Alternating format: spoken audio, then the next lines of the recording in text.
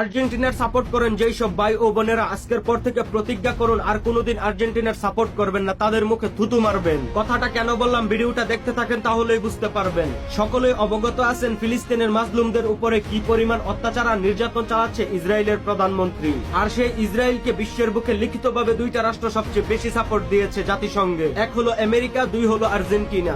আপনার ভিতরে যদি মনুষ্যত্ব থেকে থাকে, আপনি যদি একজন মানুষ হয়ে থাকেন, তাহলে আপনি যে ধর্মেরই হন না কেন আপনি কোনোভাবে আর্জেন্টিনাকে সাপোর্ট করতে পারেন না। কারণ আমি এতটুকু বিশ্বাস করি আপনিও মনে প্রাণে চান ফিলিস্তিনিদের উপর হওয়া এই নির্যাতন, অমানবিক অত্যাচার বন্ধ হোক। আপনারা হয়তো দেখেছেন গত 2 দিন আগে জাতিসংঘে ইসরায়েলের প্রধানমন্ত্রী ভাষণ দেওয়ার সময় 75টি দেশের নেতারা তার বক্তব্য প্রত্যাখ্যান করেছে, কিন্তু সেইখানে আমেরিকা আর আর্জেন্টিনা শুধু তাকে সাপোর্টই করেনি, লিখিতভাবে তাকে প্রতিবেদন দিয়েছে যে তারা ইসরায়েলের সাথে আছে। তাই এখন সিদ্ধান্ত আপনার, আপনি আর্জেন্টিনা সাপোর্ট করবেন নাকি না।